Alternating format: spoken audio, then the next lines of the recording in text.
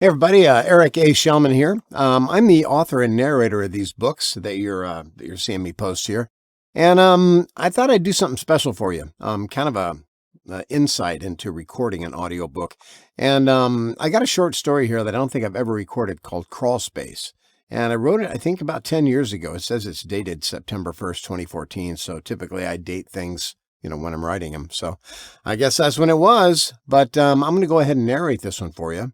It's a brief vignette. It's literally 1,100 words. It's about 3 pages long, and it's about a couple of kids trying to cooperate with their mom, who is well, let's just read it for you. It's called Crawlspace. Crawlspace by Eric A. Shelman, narrated by the author. September 1st, 2014. 4:50 p.m. My name's Brianna Taylor. I'm 13 years old, and I'm under the house with my brother Josh. Mommy told us to come down here a little over an hour ago. She almost threw us through the hatch in the laundry room floor. I think she's sick. It's all dirt under here, and I'm pretty sure there are spiders and other things, maybe snakes, but I haven't seen them yet.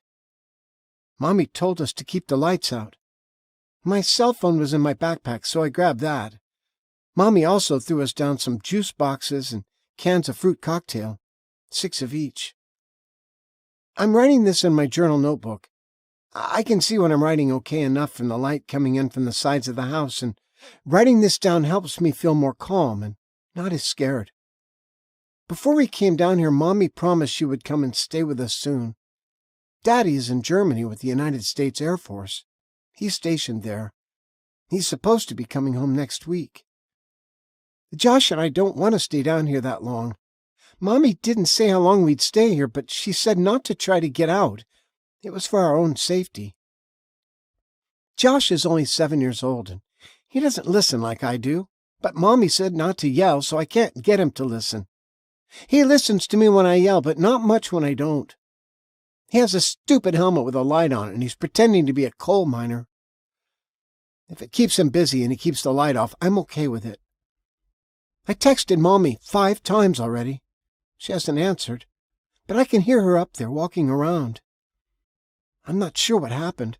I tried to go back up the hatch, but it's stuck closed. The only other way out is through the lattice, that's what Daddy calls it, that's nailed to the house and goes to the ground. It's like crisscrossed pieces of wood, and you can see through it. I pushed on it, and it's not very strong. If we start to starve, I think we can kick it out and run over to Mrs. Tarkanen's house. She's always home because she's retarded from work as a teacher. Earlier, right after we got home from school, we heard a sound at the front door. It wasn't a knock, but like a bang. I followed Mommy to the door, and there was a man there. Not a man, maybe. He looked like a man, but not completely. Something about him was wrong, and he didn't talk. He made grunting sounds. Mommy opened the screen door and was going to help him, but then after a second she screamed and came back in holding her arm. She said he bit her, right in the arm, and he was crazy. I was so scared, and after that, Mommy kept telling us to get away from the doors and windows, and she went around the house, locking everything tight. She kept saying we shouldn't be afraid, but she looked scared, and she kept rubbing her arm. It got really red, and the tooth marks started to turn whitey yellow. I got her some antibiotic ointment, because she always puts that on my cuts. Then Mommy got a headache. She said it was a doozy. That's what she calls really big or really bad things. A doozy. I got her aspirin to take, but she looked strange when I held out my hand with the aspirin. She stared at them, and she touched my hand, but didn't take the pills. "Take these, Mommy!" I screamed, because she was scaring me. She finally took them, but she kept making this sound like, I don't know how to write it. It's like when you're frustrated and you go, "Ugh!" That usually comes right before I throw something down or knock something over when it's me.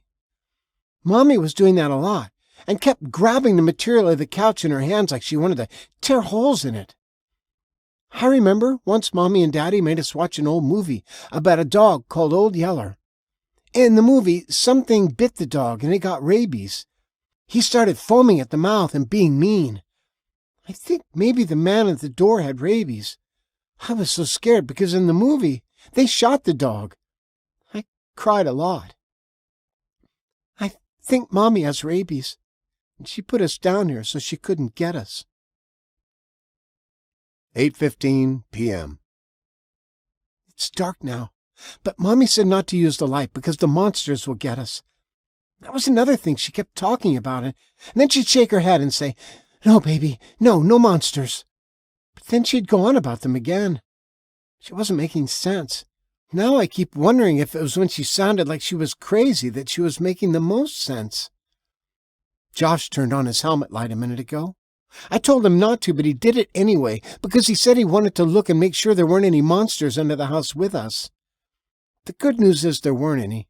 No men that looked like the man on the porch. That was about 30 minutes ago. Now we hear growling over by the corner of the house on Mrs. Tarkenton's side.